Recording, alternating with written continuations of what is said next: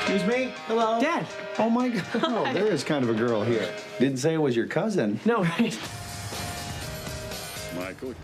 All right, this weekend, binge viewers get their ultimate fix on Netflix. 15 new episodes of the long-ago canceled comedy series Arrested Development. After it was killed, the series took on a life of its own through social media and a loyal fan base. Here with the details of its comeback is Marissa Marr, who reports on the business of entertainment for the Wall Street Journal. Hi there. Hi. Well, this is a story that could give heart to a lot of canceled series, this comeback. But for the uninitiated, describe the rather non-linear plot line of Arrested Development.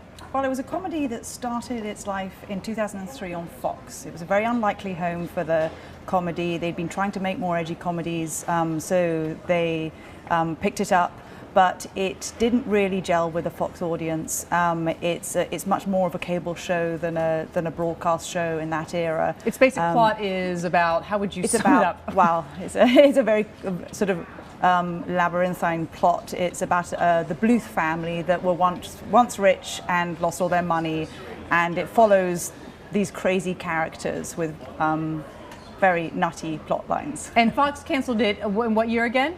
In 2006. But the fans kept it alive through pop culture and social media. How did they do that? Well, it was very unusual. After it got cancelled, because of DVDs and then much more importantly the rise of online viewing, people could actually watch the show in a way that it was designed. Mitch Hurwitz, the creator of the show, had made a show that needed multiple viewings to really get the jokes. Right. And when DVDs came along and then services like Netflix, fans could go and watch it over and over and over again.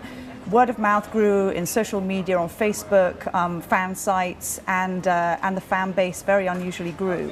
So many people, myself included, like to binge view on something, particularly dramas that have a sustainable narrative arc. But in this case, people tend to like, they found that research has shown that people like this comedy enough to do binge viewing. So what kind of metrics did Netflix use to decide that they wanted to fund 15 more episodes of this?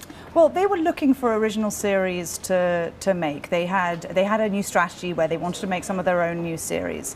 And they were looking at the member viewing behavior in their database and noticed two very interesting things about this show. First of all was that it remained in the top 10 of comedies, even as its subscriber base grew, which meant that effectively it was becoming more popular. But also it had very high completion rates, which meant that their members were watching the whole series, not just a couple of episodes, but the whole series. And that's very unusual for a comedy. You see that in serialized dramas, but not very often with comedies. So one of the Netflix executives approached Mitch Hurwitz, who created the show, and asked him if he wanted to do another series. And so 15 episodes, and they begin this Saturday night. Is it midnight? Right, At midnight, and you can watch them all into the morning if you want to. And many fans say that's how they're going to be watching it. All right, Marissa Marr, thanks so much for being with us. Thank you very much. Appreciate it.